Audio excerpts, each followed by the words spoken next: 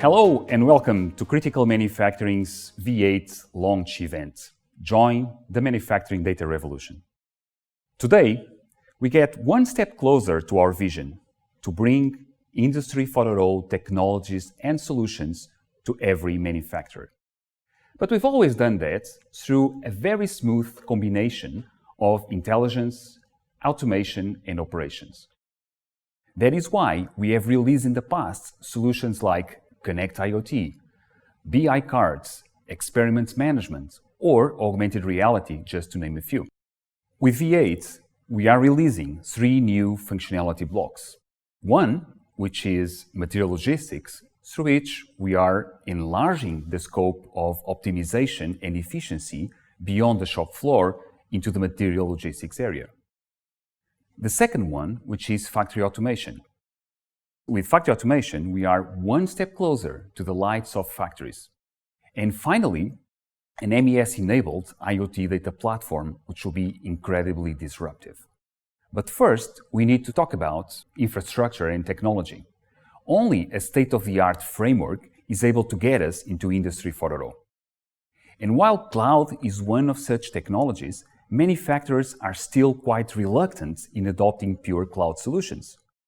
This can be for a number of reasons, including IP security concerns, network latency, and so on. While some manufacturers will move into cloud, most will stay on premises or hybrid, at least for some time.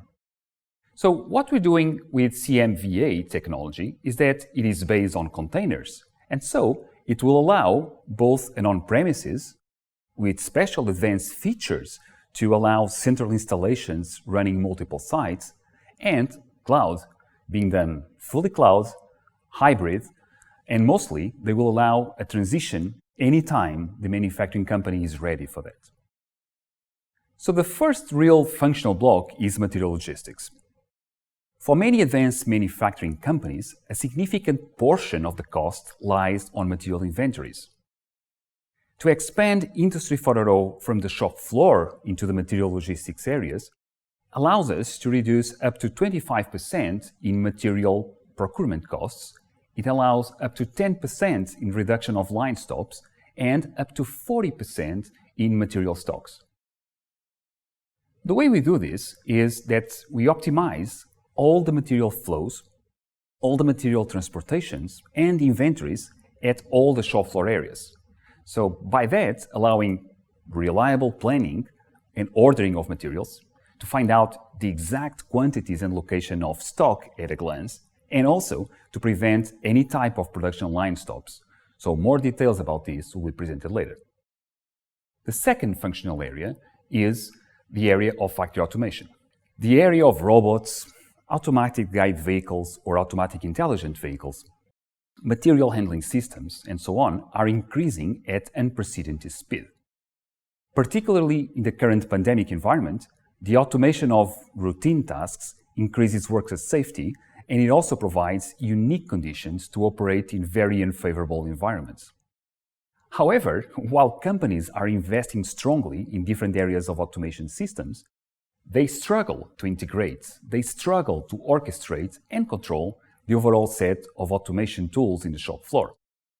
This is exactly what factory automation does. It allows a smooth integration with manual jobs triggered by manufacturing execution systems, ERP, equipment, storage equipment, fleet management solutions, material control systems, and so on. This is the second area that will be detailed a little bit later. And finally, the third area, which is the most disruptive of all in this V8 release, has to do with IoT. So the IoT is increasing at an incredible pace. We're talking about 25 billion devices that are expected to be connected by 2021. Something like 127 devices are connected to the internet per second. And more than 40% of these comes from the manufacturing areas. However, manufacturers are quite reluctant in adopting big data analytics. As can be seen in this chart, only something like 12% are adopting big data analytics today, and only something like 50% are planning to do this in the near short term. So we need to go back now to the Manufacturing Data Platform, which is what explains what we're trying to do here. And the problem is based, first of all, on the lack of a solution to cope with both the benefits of data being produced and the pace at it is produced. While in terms of aggregated values, the more data we add from different sources, the higher the value we can derive, because later we'll do slicing and dicing operation on this data to perform decision making. But then, in terms of real-time data, the later the data is collected, the later the data is analyzed and reacted upon, the lower the value, leading eventually to zero if we take a lot of time to react. Now, what we have is a sequence of events from when the original event took place, when we have insights about that event, when the analysis is completed, when we have the countermeasure approved, and when the countermeasure takes effect. And so all of these are different latencies, and what we need to do is to shrink those latencies to a point that allows us to increase the benefits. And this analysis is incredibly difficult to do, anything that has to do with real time using relational databases. So using relational databases, it's almost impossible. And in the majority of the factors that we know today, with our current experience in manufacturing execution systems, this is how it works. So we have equipment data that, through edge solutions, connect the data and contextualizes the data at the MES level. But the problem is that because MES is a transactional system, it can only be done for a few data points. The remaining data, which is a high volume data, is either discarded or stored in an uncontextualized way. But not only real-time analytics are the manufacturing software solutions falling short on. Data warehouse, which is classical solutions that we all use in the manufacturing world, require a lot of effort. They require filtering, they require cleansing, they require an overall normalization of data. Some projects take 1 year, 2 years, or even more to get to a minimum viable solution. And also they face significant difficulties every time we have to deal with a new data source. In addition, it's not difficult, it's almost impossible to cope with unstructured data.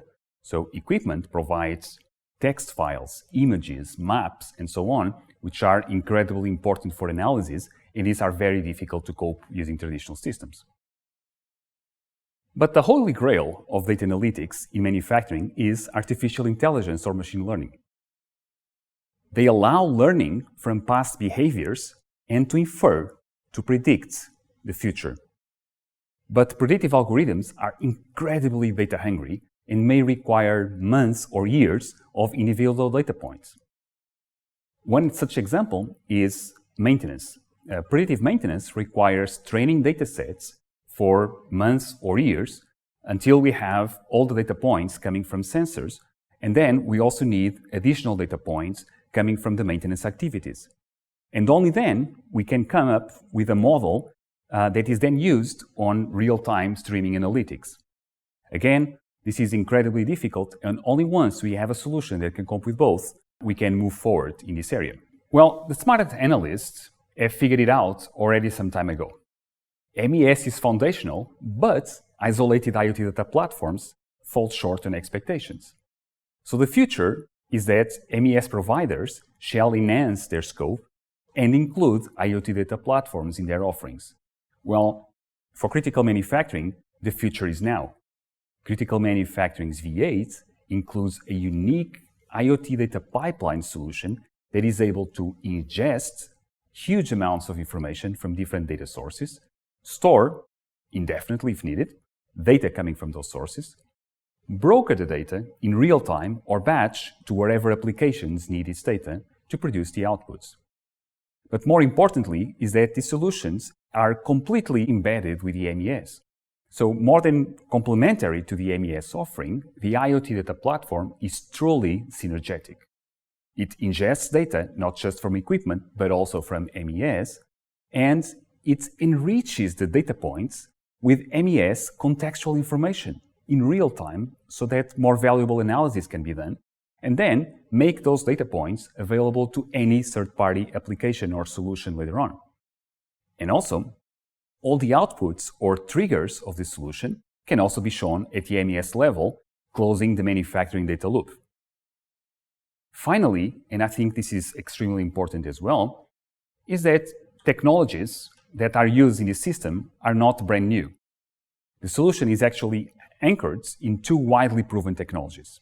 First of all, Kafka, which is used by 35% of Fortune 500 companies, including Uber, Netflix, LinkedIn, Spotify, Tesla. And then Spark, which is leveraged by companies like Uber, TripAdvisor, Slack, Shopify. And so what we're doing here is we're finally bringing all these proven technologies into the manufacturing world. So I will now pass the ball to Inês Bastos, who will tell you all about the first of our functional models more in depth, the material logistics module.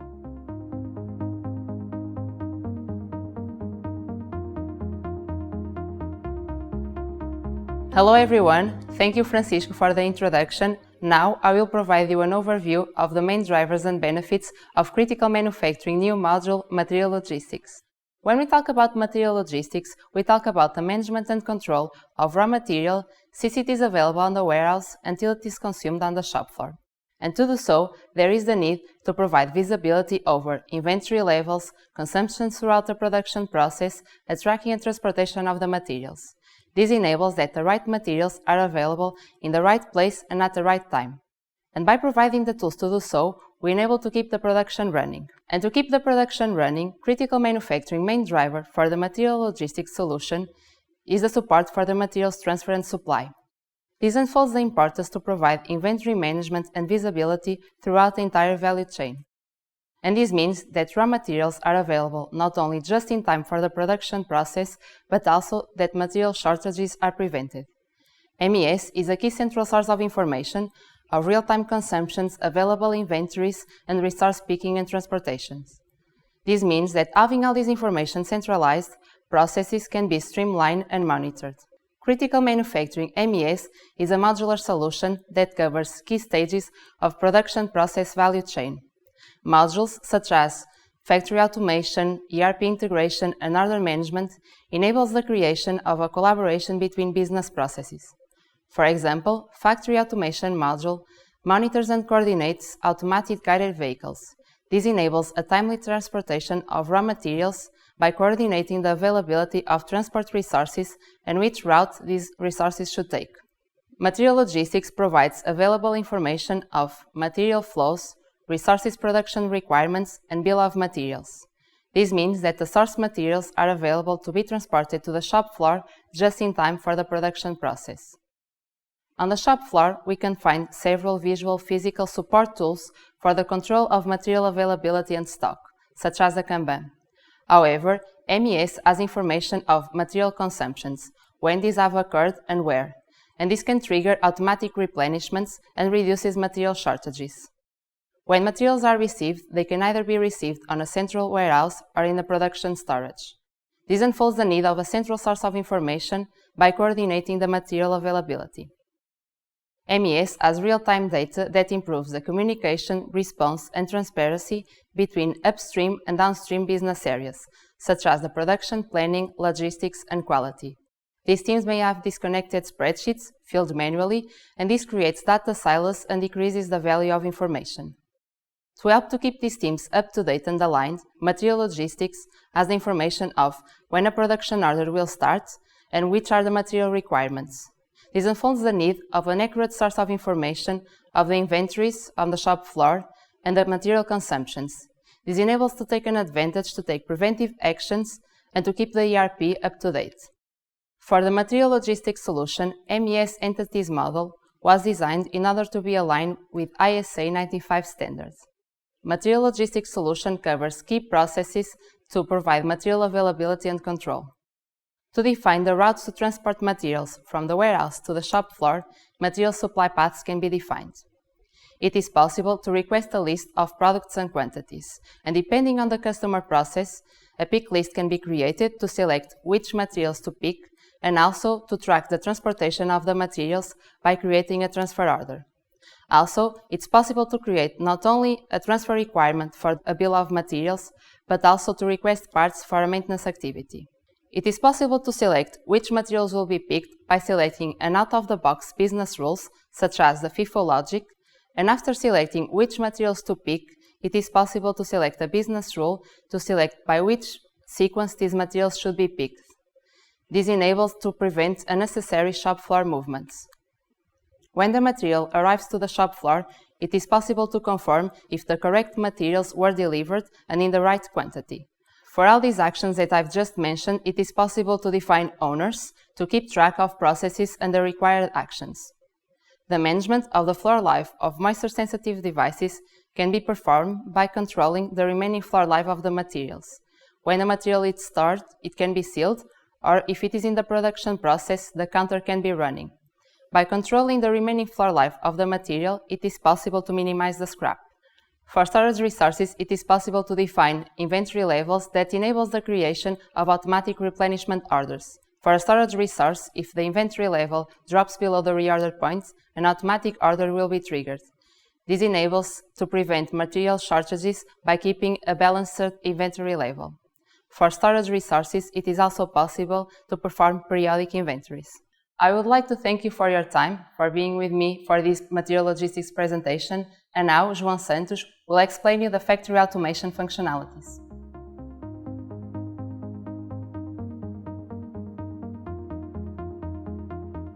Thank you, Inês.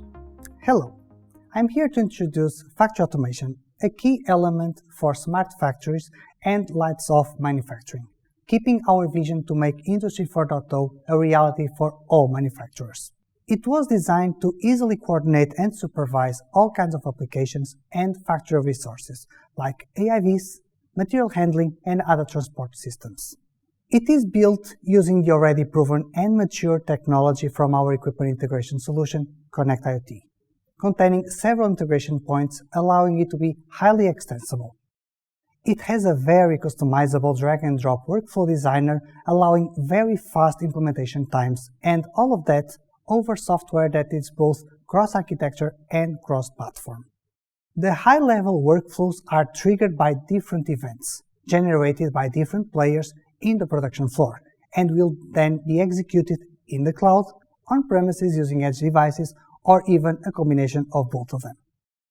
It has a built-in job management monitor screen, allowing the system administrators to have very useful information about the past and the new workflow jobs to execute, as well as the future ones that may be waiting for some resource to become available. Having increasing demand and complexity in mind, the factory automation module processing power can scale horizontally without any downtime involved in the process. It was designed to easily integrate fleet managers, material handling, and other transport systems with all kinds of machines, solving scenarios like fulfill consumable replenishment requests, kitting, milk runs, warehouse operations, and move processed materials between different steps or into intermediated buffers. Factory automation not only solves different and sometimes very difficult transport problems, but basically any scenario that requires interaction between different systems present in the manufacturing process. Manual operations like custom-built operator screens that can be quickly implemented using our very flexible user interface designer, among others. In a nutshell, factory automation is placed right between event producers like MES, ERP, manual triggers, requests coming from different process tools and sensors, or any other system that can trigger a request. It will then, based on high-level workflows, coordinate different players that have been included in the workflows in order to accomplish an automation scenario. These players can be, as example, a manual job, MES, process tools, storage devices, transport robots like AIVs, AGVs, or even drones.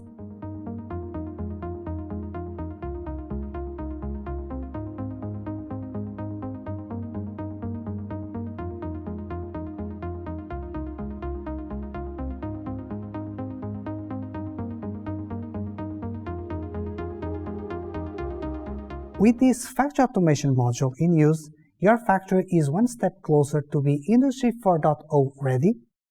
Problems like having tools in standby because of a missing consumable or a processing materials becomes a memory from the past, allowing better operational efficiency. All of this using a very easy and intuitive high-level workflow designer.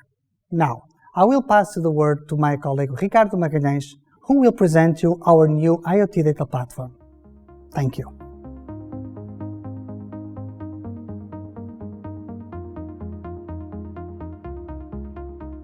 Thank you, João. Let's start by framing a manufacturing problem, that is the collecting and storing of shop floor data. We've been doing this for years now with acceptable results. The approach usually is the following. Manufacturing data is collected at the equipment. Events are also being produced by IoT devices that collect relevant process information such as temperatures, humidity, and particles. This information arrives continuously or in bursts. Depending on your data collection capabilities, you might extract this information, send it to the MES, analyze it using custom applications, and create actionable insights so that you can dispose your production materials, maintain your machines, or even fine-tune product parameters. This usually involves custom development of specific applications and being very careful about the volume of information by selecting what matters and what's really not that important. What we often experience is that just to be safe, we store all information, even if we do not consider it relevant.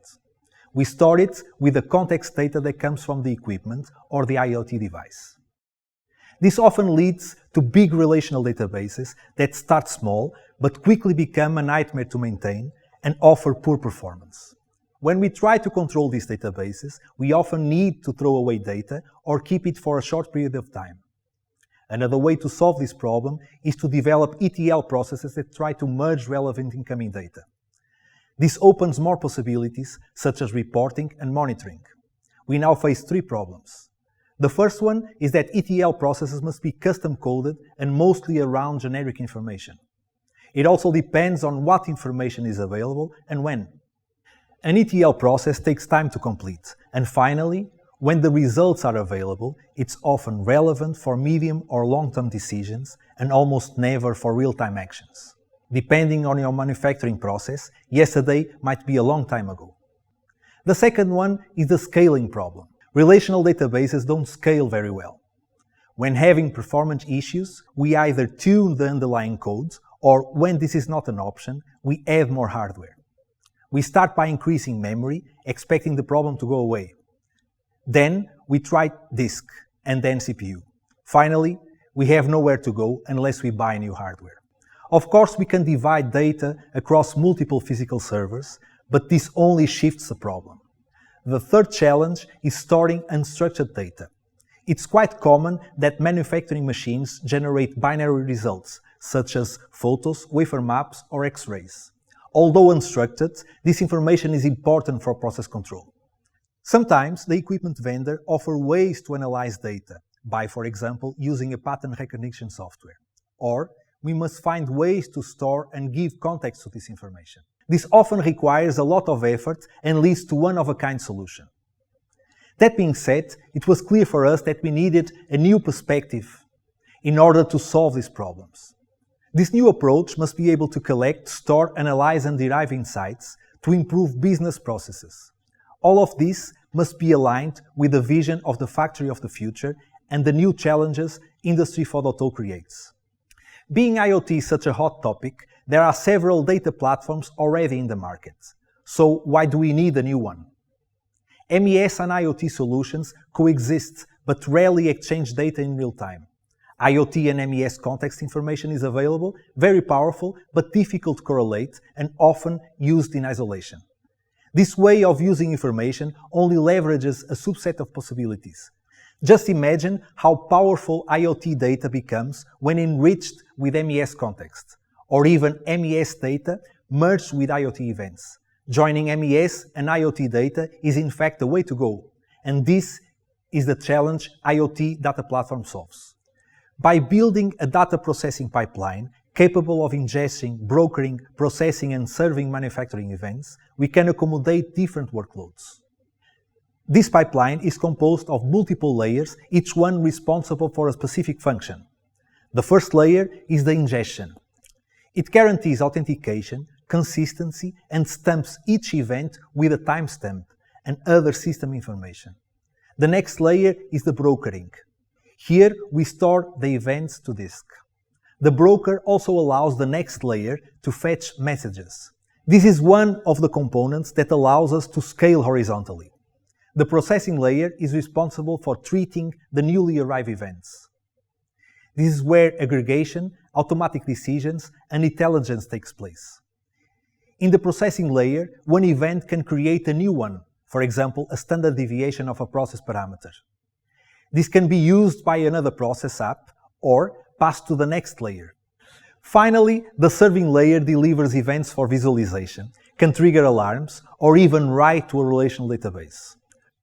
So, what are the main key features of this architecture? Firstly, it scales massively. By using well-established software solutions like Apache Kafka and Spark, we built horizontal scale at our core. This allows the system to grow when necessary or shrink if this is the case. We built a solution that can handle both structured and unstructured data. We can upload binary files to the platform and generate events that contain reference to that data. By building specific syncers, we can store data in a relational database, providing tabular access for third-party tools. Because we can stream events through all the layers, we support online and offline operations. An offline operation can be a training of a machine learning algorithm. An online operation can be the triggering of an action based on the arrival of an event. We can support not only Connect IoT as a data provider, but also other event producers such as ERP, MES, or PLM systems. The platform also supports the enrichment of events. This means that we can add extra MES information to any arriving event and then correlate it for reporting, monitoring, and analytics. Last but not least, we have achieved a low TCO. We do not require expensive hardware to enable high availability, as this is guaranteed by the architecture itself. Let's now see the platform in better detail.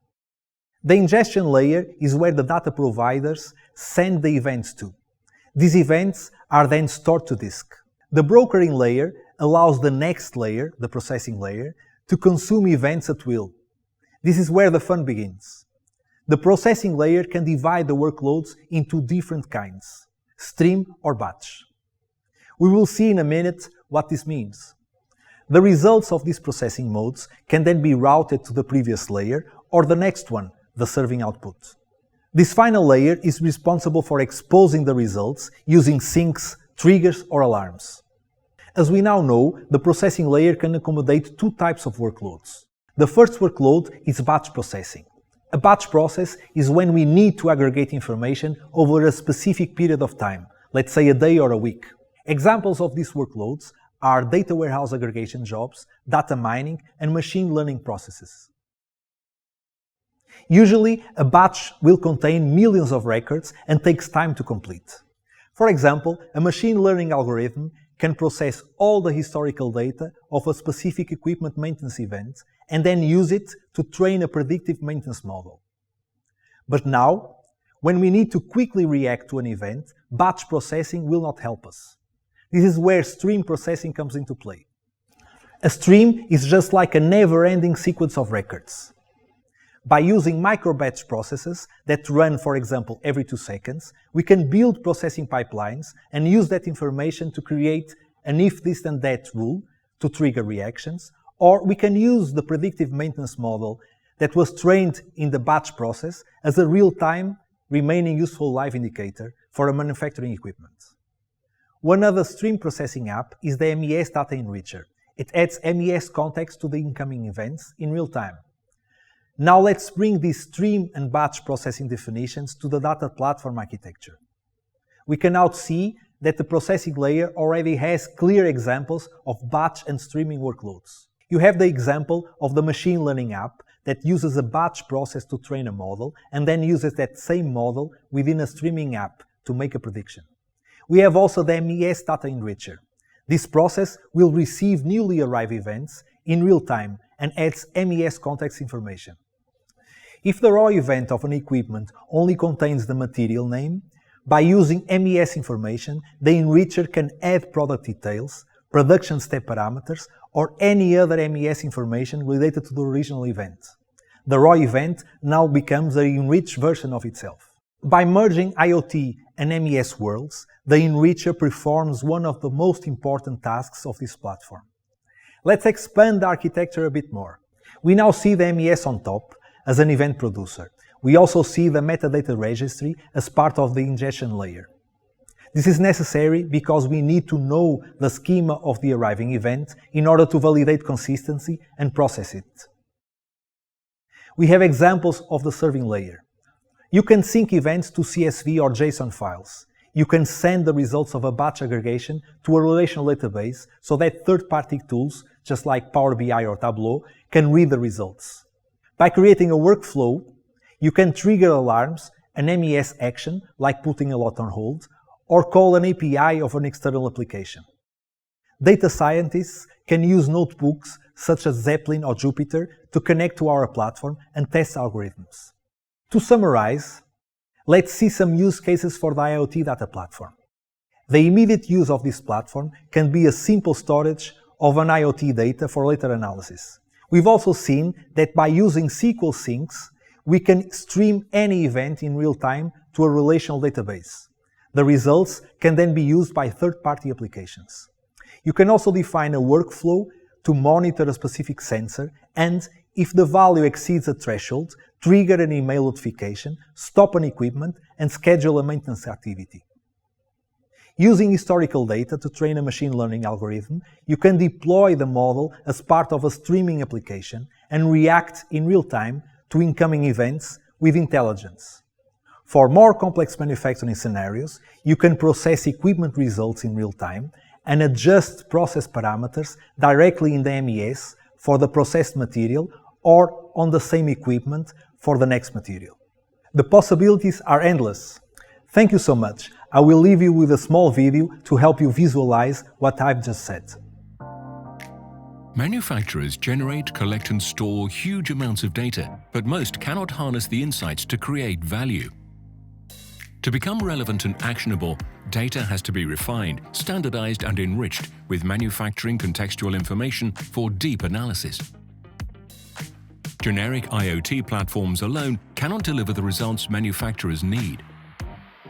That's why Critical Manufacturing has created the first combined MES and IoT data platform. The Critical Manufacturing IoT Data Platform combines relevant data from your machines and edge devices with MES information and other data sources and processes all data in the context of manufacturing. As a result, manufacturers can make better decisions. As a natural extension of MES, the Critical Manufacturing IoT Data Platform framework consists of 5 main elements. Edge processing, shared with the MES platform, solves the challenges of data latency, high cost and security when compared to processing data in the cloud. The ingestion layer checks and stores data from all incoming sources, understands its manufacturing relevance and makes it available for processing downstream. The platform unifies all types of data in an MES-based common data model.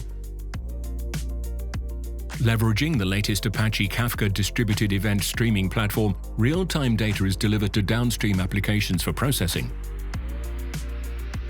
The IoT data platform handles both batch and stream processing, utilizing Apache Spark, a unified analytics engine for large-scale data processing, which supports a wide range of workloads. Data is enriched with MES contextual data, enabling more informed analysis, machine learning, and other AI technologies to create predictive models. Finally, the enriched data is made available through the serving and output layer. Any third-party applications for engineers and data scientists can access results, along with MES analytics tools to close the loop on actionable insights. Critical Manufacturing's IoT data platform leverages the power of data to monitor, manage, and optimize your manufacturing processes. Now you can gain the full benefits of Industry 4.0 and transform your manufacturing sites into smart factories. Seize competitive advantage with the power of data. Join the manufacturing data revolution with Critical Manufacturing. All right, this is a lot to take in. So thank you all for your presence. Thank you to Inês, João and Ricardo for your outstanding presentations. We will be releasing lots of new material over the next weeks to come, so stay tuned. Check our website at criticalmanufacturing.com. And most importantly, we will be responding to all of your questions in the chat window. Don't forget, join the manufacturing data revolution.